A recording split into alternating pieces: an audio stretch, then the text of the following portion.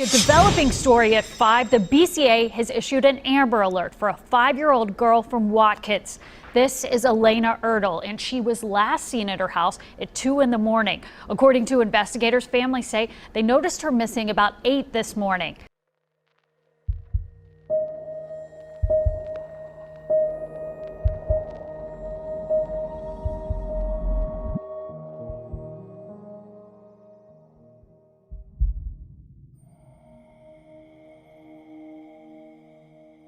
For today's case, we're in Watkins, Minnesota. Home to roughly 1,000 people, Watkins is a small community. Back in July of 2016, the people of Watkins were recovering from a tornado that had swept through and left piles of rubble in its wake.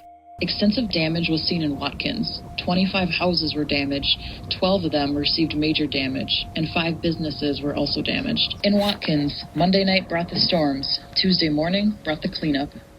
People were still trying to get back to normal and rebuild, and the long summer nights were rolling in.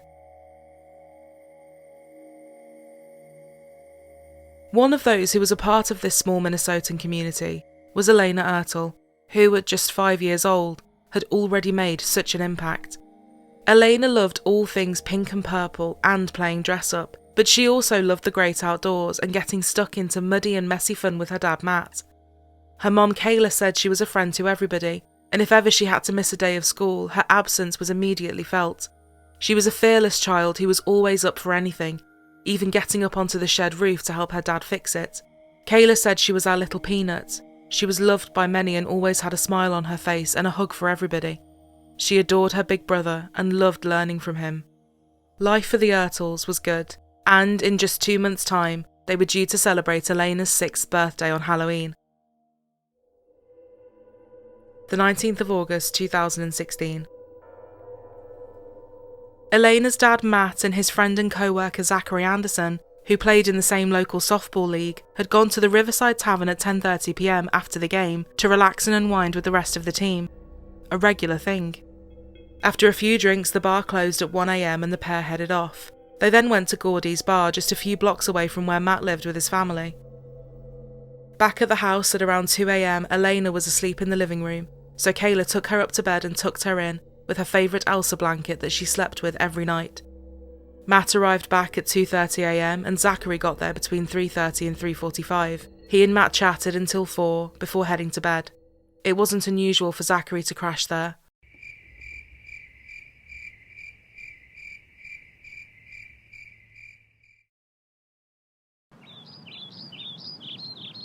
8:30 a.m, the 20th of August 2016. When her parents woke up, they realised Alayna was not in her bed. She wasn't in her bedroom or anywhere else in the house. As the panic continued to grow, they realised that not only were Matt's work truck, a 2002 GMC Sierra, and phone were both gone, but so was Zachary. As Matthew and Kayla searched everywhere, they knew that it was time to involve law enforcement, and they were called in at 9:56 a.m. It was clear that this was a potential kidnapping, so the decision was made to issue an Amber Alert at 1:12 p.m. A developing story at 5, the BCA has issued an Amber Alert for a 5-year-old girl from Watkins. This is Alayna Ertl, and she was last seen at her house at 2 in the morning. According to investigators, families say they noticed her missing about 8 this morning. According to police, Anderson has no sex offender history, and they aren't sure of a motive. The BCA says that Anderson now has a shaggy short beard and may be wearing a black t-shirt like this that says Riverside, Minnesota Softball. News of the search was spreading throughout Watkins, and nobody could believe what was happening. Officers were trying to gather as much intel as possible, hoping that maybe someone had seen or heard something that felt out of place or didn't seem right. A search of the neighbourhood was being carried out, and they were also contacting Zachary's phone provider to try and see if they could trace his phone. Investigators found that Zachary had been spotted at roughly 8:30 a.m. at a convenience store near Browerville. He appeared to be by himself, and there wasn't any sign of Alayna. The police knew that one possible option they had was to try and trace Matt's phone that had been left in the truck. Time was not on their side, so they needed to chase every lead as quickly as possible. They received information that Zachary may have been in Todd County at around 6:30 a.m, as Matt's phone had been pinging off a cell phone tower. It last pinged at 9 a.m, still in Todd County, before being turned off. Less than an hour after the Amber Alert was issued, another call came into the Cass County Sheriff's Office. It was Zachary's father. He said he believed his son was at the centre of the Amber Alert, and he had some important information to tell them. He said he had received a call from his son earlier that day, asking if he could go to the family cabin in Motley, roughly 90 miles away from Watkins. He said the police had his permission to search the cabin. Wasting no time, deputies were dispatched, praying that if this information was correct, they would be able to get there in time. As they drove over, a million thoughts were racing through their heads. What exactly would they find there? Would they be able to get to Alayna and bring her home to her family? And what had actually happened here? Near the Wilderness Park in rural Cass County, the deputies pulled in. As they began their search, they soon found their first major lead. The truck that had been stolen from the Ertl household was parked on the Andersons family's property in a ravine. The way it had been parked suggested that there had been an attempt to hide it. They continued on towards the cabin, and soon they were there, searching room by room, hearts racing, not knowing what they were going to find. Worryingly, what they did find was a firearm, ammunition, and a note apparently pertaining to Zachary, saying he wanted to hurt himself. There was blood on the upper corner. But where was Zachary, and where had he taken Alayna? The police left the cabin and followed footsteps on a path that led into the woods by the property. Cass County Sheriff's Deputy William Connor and his canine partner Yankee began their search back at the truck near the cabin. Yankee was able to pick something up and began to pull Deputy Connor towards the swamp. 4:24 p.m, a quarter of a mile away from the cabin, Zachary Anderson was found standing knee-deep in water in a swampy area with lacerations on his arms. He put up no fight as he was taken into custody. One of the officers asked him, "Where's the girl?" "What girl?" he replied. The investigators read Zachary his rights, and he said 3 times that he did not want to talk to them. At this point, they were unsure if Alayna was still alive, and told him they needed to bring her back to her family. They said he could help them do this. He said, "I don't know anything," and for the next few minutes they continued to urge him to tell them where she was. "Is that little girl out here in the swamp, or do we have to drive somewhere else to get her?" "In the swamp," he said quietly. They asked him 2 more times what he had said, and then asked if he could take them to her body. He asked them for a cigarette, and then took them where they needed to go, pointing to a spot in the swamp. Alayna's naked body was found submerged in the water, hidden under debris, in a southern portion of the Wilderness Park estates. The canine unit also identified a spot around 75 feet away, following a scent from the house, and here they found her favourite frozen blanket. 6:02 p.m. Sheriff Brian Cruz called it in. The Amber Alert could now be cancelled. This was no longer a missing child. This was a homicide investigation. I just couldn't sleep Sunday night. I just thought about it. Craig Speldrick is among those living inside the Wilderness Park private estates. It's where the body of Alayna Ertl was found in a swamp just beyond the Anderson family cabin. And I decided something had to be done. Speldrick built a tasteful timber cross for Alayna, a place where others are now purging their grief. And the people here are absolutely offended, you know. They are. They're heartbroken. Well, it's a pretty tight community, really. Folks like Ray Schultes and Anna Cash are stopping to pay respects to a child they never knew, but can't stop thinking about. The community here's sadness is as if they had lived here. I Right. mean, it doesn't really matter where you are, who you are, where you're from, but when something happens so close to home. Ray actually recalls seeing Anderson briefly at last Saturday's annual meeting. Yeah, he came down to the clubhouse, you know, and it was just all muddy and dirty. He must have just come out of the swamp. Now it's a Northwoods community left in mourning over a crime so unthinkable. It's heartbreaking, that's all. It's emotional. It's extremely emotional. She'll never be forgotten up there. Weren't for that canine team, that suspect's capture would have at least been delayed, if not, wouldn't have happened. Steve Pearson trains police dogs. He says it was Cass County Deputy Bill Connor's dog, Yankee, that ultimately led authorities to a swampy area in the woods about a quarter mile from the cabin. Pearson trained Yankee roughly 5 years ago. Their ability to smell and follow that odor is just absolutely remarkable. Pearson says because authorities didn't have an item of clothing for Yankee to go off of, he believes the German Shepherd tracked Anderson's fear scent. Police say Anderson initially said, "What girl?" when they asked about Alayna. Those officers, when they got to that cabin, had no idea where to start. They tried using the helicopter to find people down in the woods and whatnot. I have no doubt that he would have gotten away. She appeared to have been asphyxiated and also suffered blunt force trauma. There was also evidence of a sexual assault. 25-year-old Zachary Todd Anderson faced many charges, including 1 count of second-degree murder, 1 count of criminal sexual conduct with a person under the age of 13, 1 count of kidnapping to facilitate a felony, and 1 count of kidnapping to commit great bodily harm. His bail was set at either $1 million with conditions or $2 million without conditions. For the small community of Watkins, it was hard to even know how to begin processing something like this. We're pretty close-knit people around here. Swapping stories over coffee can take a whole afternoon when you're in your 80s. Just unbelievable. Even for 2 friends who've seen a lot over the years, these past few days have been too much. It shouldn't happen for a young kid that small, and it should never happen. I've seen her around town. I'd go for walks. She'd wave, say hi. That's just the little girl she was. Alice Lister can hardly find words to describe what all of Watkins is feeling. It's been rough. I mean, Watkins has been through a lot. We've lost a lot, but we've all come together. It's a family community. A town of 1,000 where everyone seems to know everyone and their pain. A tragedy like this is unbelievable.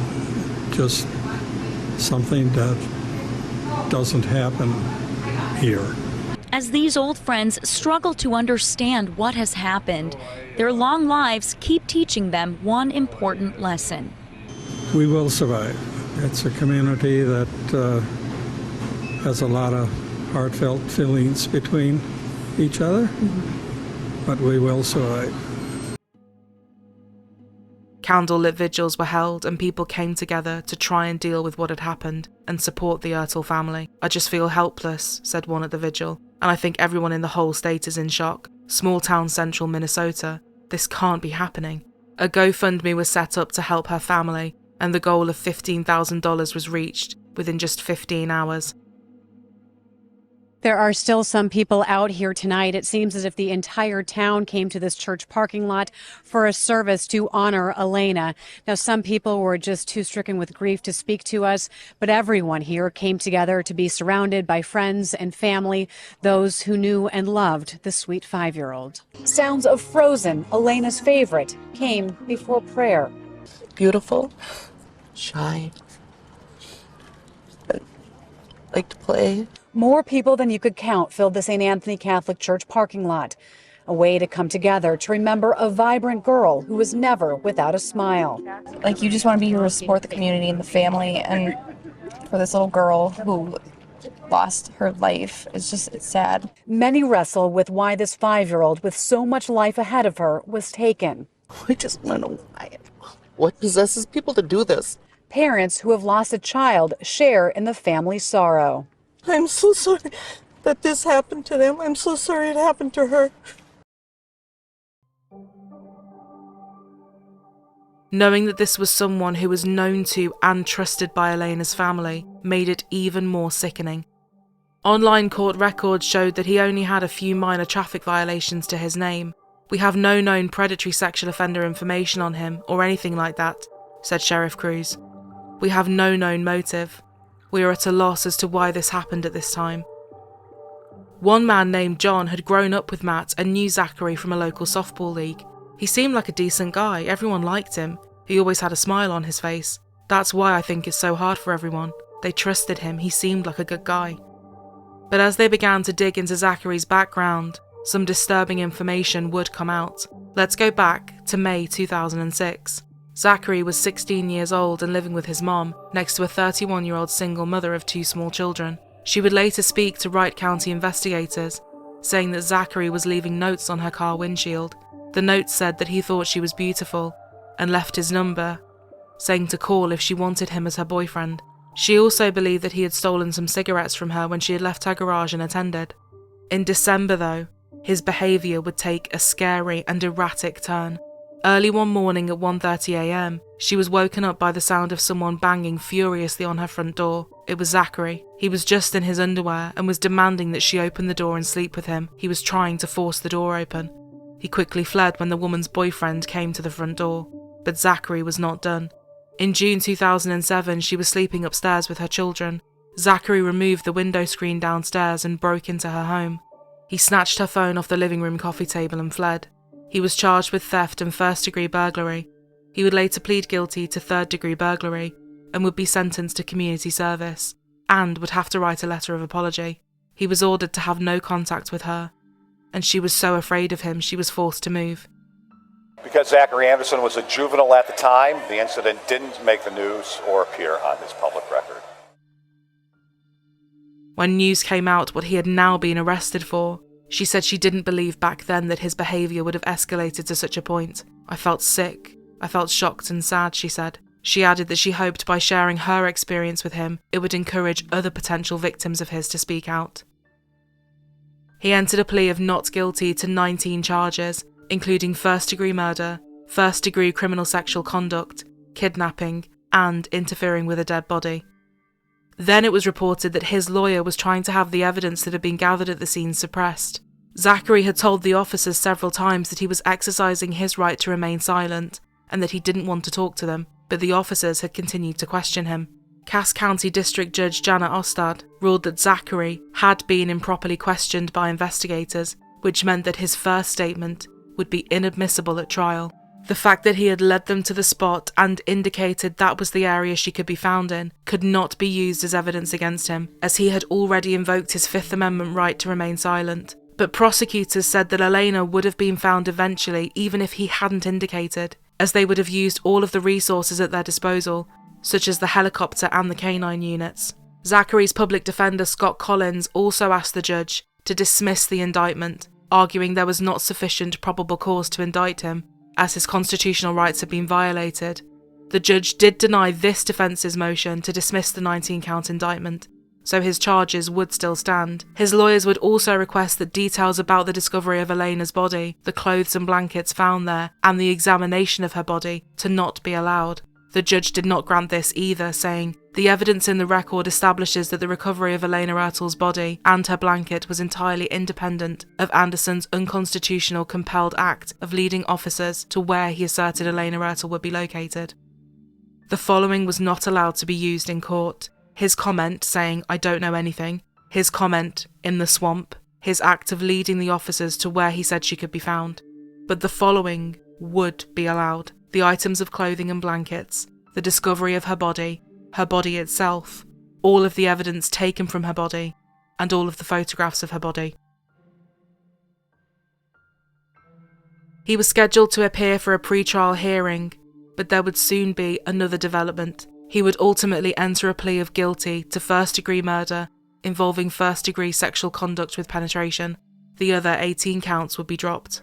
Immediately after pleading guilty, he was sentenced to life in prison without the possibility of parole. Our goal was to get the maximum sentence of what Minnesota law allows of life in prison without release. And that is what this plea did, said Cass County Attorney Benjamin Lindstrom. Her family were determined to keep her spirit and memory alive. Just 2 months after her murder, it would have been her 6th birthday on October 31st. Her mother decided to host a party for her, and this would turn into an incredible charity mission. A family still struggling with the loss of their little girl is helping other families fighting their own heartache. Sharing Alayna Ertl's love was the name and the aim. The charity would put those in their community at the heart of everything they did. In Motley. Today, the Ertl family held a fundraiser called Sharing Alayna's Love. Proceeds went to a family whose daughter is fighting cancer. Alexis Vossen was diagnosed with a rare type of bone cancer last September. I've been putting on wristbands. I've helped do some stuff around for the silence auction, and it's been really fun. Kayla said that it helped her to bring something positive out of it. whether that was donating toys to the local hospital or making up gift baskets for children in need, and just to keep showing who Alayna was and the happiness that she brought to everybody. Kayla once told Alayna that sunsets were someone looking down from heaven, and after Alayna was killed, she would see her daughter in those sunsets. A month before Alayna was taken from this world, a tornado had swept through the community. In the days that followed, people came together, not because they weren't hurting, but because they were. They picked up what they could, they rebuilt where they were able, and places where the damage was too great, they planted something new in the ruins. And the same thing happened after the murder of Alayna Ertl. Alayna's story is one of unimaginable destruction, the kind that no community, no family should ever have to endure. There are pieces of this that will never be put back together, scars that will never fade, and questions that won't be answered. And there is a grief that simply becomes a part of the landscape. But even in the wake of that devastation, people showed up. They mourned together. They remembered together. Because that's what we do in the face of the unthinkable. We gather the broken pieces, we hold each other close. And although we can't undo the storm, we can find hope in the rebuilding.